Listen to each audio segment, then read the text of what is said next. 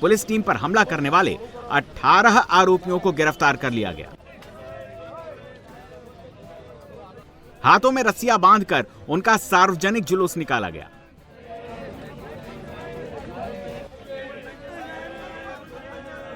बीच सड़क वामैया गैंग के बदमाशों का डंडे से इलाज किया गया।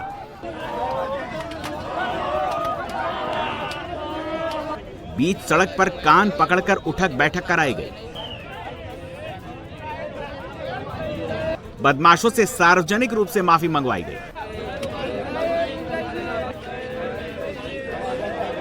चनास्मा और जीलिया में सड़क पर बदमाशों की परेड निकलवाकर लोगों को चेतावनी दी गई। जो कानून को हाथ मिलेगा उसका ऐसा ही इलाज होगा।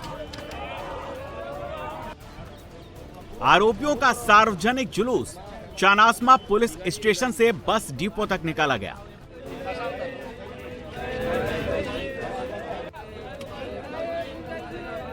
अपराधियों की परेड के दौरान पूरे रास्ते में लोगों की भारी भीड़ जमा हो गई।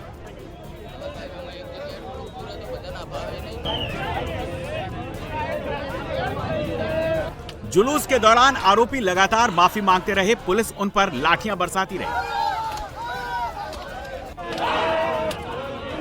घटना की गंभीरता को देखते हुए पुलिस आरोपियों को झीलिया गांव के उसी फार्म हाउस तक लेकर गई जहां घटना हुई थी। वहां पूरे मामले का रिकंस्ट्रक्शन कराया गया। पुलिस अब आरोपियों से पूछताछ कर रही है और घटना में इस्तेमाल हथियारों और वाहनों की जानकारी में जुटी है। इस तरह की घटना में पुलिस की भूमिका इतनी लचीली क्यों रही? पहली बात यह कि पुलिस यहां से स्पॉट छोड़ के भाग क्यों गई, और दूसरा ये कि दोनों ही आरोपी हैं, दोनों ही तरफ, एक तरफ वामैया गैंग है, दूसरी तरफ भावेश रबारी है, जिसके ऊपर खुद पिछले कुछ सालों में 14 से ज़्यादा गंभीर गुनाह जो हैं वो रजिस्टर्ड हुए हैं। गुत्सी टॉक के तहत इसके खिलाफ मामला रजिस्टर हो चुका है। तो ऐसे जो आरोपी हैं इनको किस तरह से इतना शय मिल रही है कि ये अपने कारोबार जो हैं उसको पनपा रहे हैं। एक तरह से कई सवाल खड़े कर दिए हैं इसने। गुजरात में इस तरह की जो गैंग्स एग्जिस्ट कर रही हैं अलग अलग जगह पे, उनके जो काम करने के तरीके हैं और उनको जिस प्रकार का प्रोटेक्शन मिल रहा है उसको लेकर के भी कई सवाल खड़े कर दिए हैं, जिसका जवाब पुलिस और प्रशासन दोनों को देना पड़ेगा।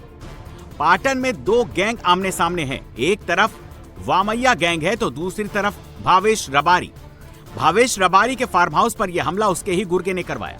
भावेश पर भी 14 से ज्यादा गंभीर आपराधिक मामले दर्ज है।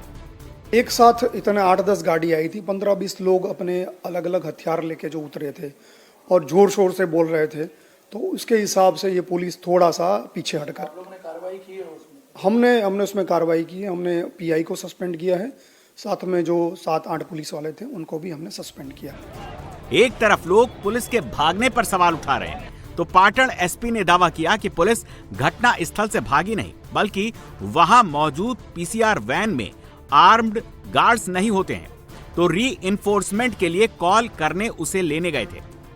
ये जो भावेश रबारी है वो अपने गांव में एक मंदिर बना रहा था और मंदिर का जो फंड कलेक्शन है उसके लिए उसने बुक छपवाई थी और उसके हिसाब से वो पैसा कलेक्ट कर रहा था।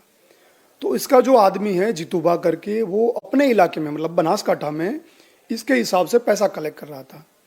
जैसे इसको भावेश को पता चला कि मेरे नाम से ये पैसा कलेक्ट कर रहा है तो उसने उसको एक जगह पे पकड़ा और उसको मारा। तो उसी बात की वो बदला लेने के लिए इसने जितूबा जो बीके का है उसने हमारे पाटन के सरस्वती पुलिस स्टेशन का जो इलाका है उसमें वामैया करके गांव है